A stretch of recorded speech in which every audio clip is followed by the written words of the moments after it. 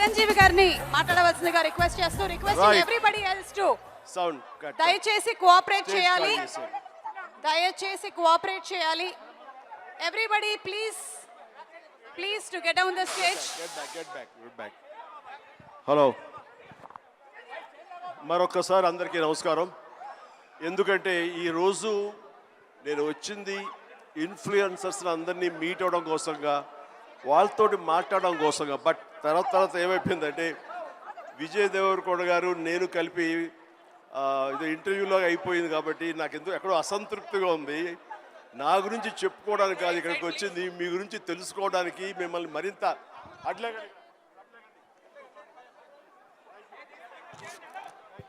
Thank you. So నేను ఒక రకంగా ఎంత అదృష్టవంతుడు అంటే బ్లాక్ అండ్ వైట్ ఫిలిమ్స్ దగ్గర నుంచి నా ఎంట్రీ ఉందనుకుంటే మహామహల్తో నటించాను. ఆ తర్వాత మోడర్న్ టైమ్స్లో కూడా నేను ఉన్నాను. ప్రతి సంధి సమయంలో అంటే నేను ఒక వారధిలాగా ఉన్నానన్న భావన. రామారావు గారు, నాగేశ్వరరావు గారు, సోమన్ బాబు, కృష్ణ, ఇక కృష్ణరాజు గారు, మురళీమోహన్ గారు, ఇట్లా అలాంటి వాళ్ళతో అందరితో నటించే అవకాశం నాకు కలిగింది, మహానటి సావిత్రి గారితో. అదే రకంగా ఈరోజు కూడా నా కొనసాగుతున్నానంటే ఐఎమ్ సో బ్లెస్డ్. సో అదేవిధంగా టెక్నాలజీ విషయంలో ఒక చిన్న విషయం చెప్పాలి, చిన్న తమాషాగా ఉంటుంది. నేను పొలిటికల్గా ఒక 9 months ఇయర్స్ ఉన్న తర్వాత మళ్ళీ రీఎంట్రీ ఇచ్చిన తర్వాత నేను టు మై సర్ప్రైజ్ సెట్లో ఫస్ట్ షాట్ తీస్తున్నప్పుడు రెడీ యాక్షన్, ఎక్స్క్యూజ్ మీ, ఏంటి ఇక్కడ క్లాప్ ఎవరు పెట్టలేదు ఏంటి అన్నాను. ఎందుకంటే ప్రతి షాట్కి క్లాప్ కొట్టి అలవాటు దగ్గర నేను ఎగ్జిట్ ఇచ్చాను. తిరిగి వచ్చేసరికి ఎవరు క్లాప్, సార్ ఏమనుకోదు, ఇప్పుడు క్లాప్ బోర్డ్స్ లేవండి, క్లాప్ బోర్డు ఊరి ముహూర్తం దగ్గర పెడతాం తప్ప ఇంకోటి లేదు. ఓ అంతగా మారిపోయిందా, వావ్ అనుకున్నాను. బట్ 2015 ఖైదీ నెంబర్ 150కి నేను చెప్తున్న విషయం, అప్పటికే నేనేంటి ఇంత మారిపోయింది అనుకున్నాను. కానీ ఆ రోజుకి ఈ రోజుకి మరింత విస్తృతంగా టెక్నాలజీ మారిపోయింది, అప్రోచ్ మారిపోయింది. పబ్లిసిటీ కానివ్వండి, పీపుల్ రీచ్ అవడానికి కానివ్వండి, మరి ఎన్నో కొత్త పుంతలు తొక్కుతూ ఈ రోజున ఇన్ఫ్లుయెన్సర్స్ అనే దీని మీద ప్రభావితం చేసేటటువంటి ఇలాంటి ప్రభావిత శాలులు మీలాంటి వాళ్ళందరూ ఉండబట్టి ఈ రోజున టోటల్గా సినారియో మారిపోయింది. ఇలాంటి సినారియోలో కూడా నేను ఉండడం అనేది నాకు చాలా చాలా బాగుంది, చాలా సంతోషంగా ఉంది. అండ్ ఇలాంటి విట్నెస్ చేయడం అనేది కూడా నాకు ఒక గ్రేట్ ఎక్స్పీరియన్స్. అండ్ ఎంతగా నేను కూడా ఎడిక్ట్ అయిపోతున్నానంటే స్లోగా ఏ పని చేసుకుంటున్నా సరే మధ్య టైం దొరికితే జస్ట్ చూస్తూ ఆ రీల్సో మీమ్సో లేకపోతే అవన్నీ చూసుకుంటూ ఆ టిక్ టాక్లు ఉన్న రోజుల్లో టిక్ టాక్ లాంటి ఇంకో అదర్ది చూసుకుంటూ అండ్ ఇన్స్టా చూసుకుంటూ ఉంటే ఎంత తెలియకుండా టైం పాస్ అయిపోతుంది. వావ్ ఏంటిది, ఇంత టెక్నాలజీ, ఇంత హైలీ టాలెంటెడ్ పీపుల్ ఉన్నారు అని చెప్పేసి వాళ్ళందరూ చూస్తే ఎంతో ముచ్చటగా ఉంది. ఈ రోజున స్టేజ్ మీదకి వచ్చినట్టు 5-6 మందిని కలిసారు, ఇక్కడ మరెంతో మంది ఉన్నారు. మీరందరినీ నేను దగ్గర చూస్తే కనుక ఎక్కడో ఎప్పుడో మీ గురించి చూసిన వాడినే అవుతాను. అంటే ఆల్ నూక్ అండ్ కార్నర్కి పెనిట్రేట్ అవడానికి, మీ కుతూహలం చెప్పుకోవడానికి ఈ రోజున ఈ మొబైల్, ఈ యొక్క టెక్నాలజీ ఎంతగా ఉపయోగపడింది అంటే అంత ఇంత కాదు.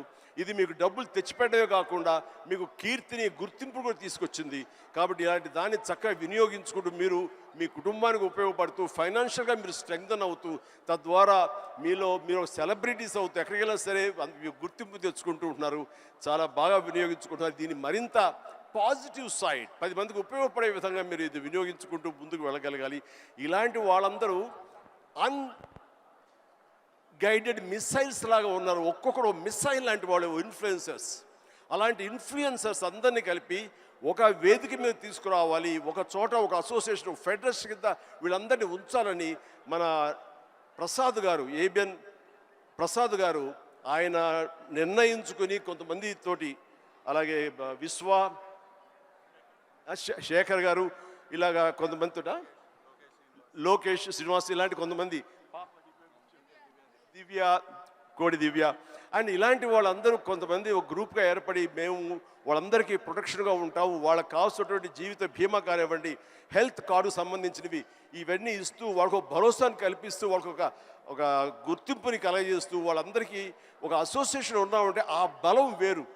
అలాంటిది భరోసాగా మేము ఉంటామనుకుంటూ ఆ థాట్ రాగానే ప్రసాద్ గారు please you should come forward అని మీ గ్రూప్తో రండి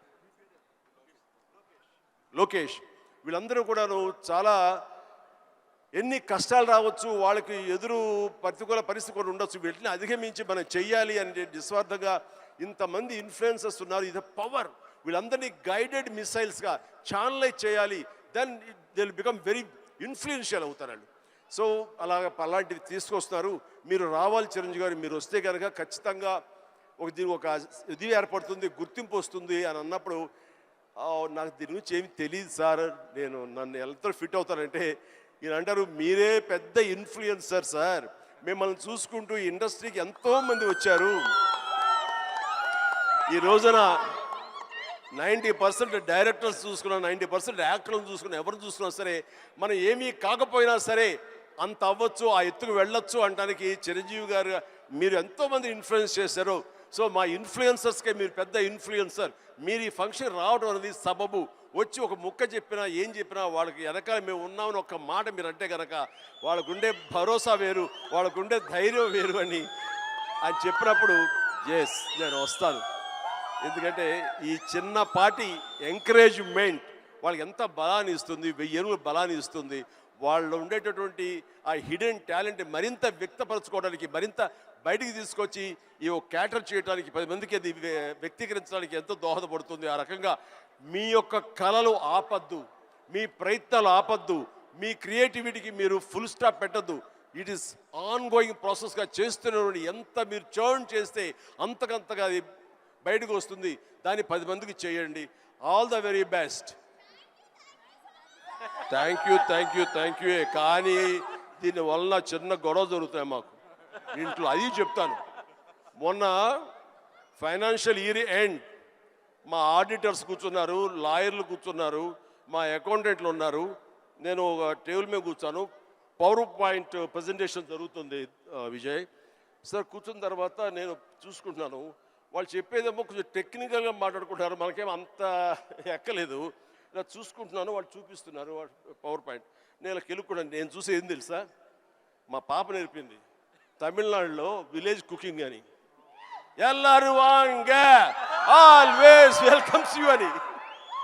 అదేదో చూస్తాను, వంటలేదు ఆడే చాపింగ్ బాగా కొడతారు. వాళ్ళు అంటున్నారు, సార్ మీరు ఇవేమి మీరు నోట్ చేసుకోకర్లేదండి, ఇది సాఫ్ట్ కాపీ మీ ఇంటికి పంపిస్తాం అని అన్నారు.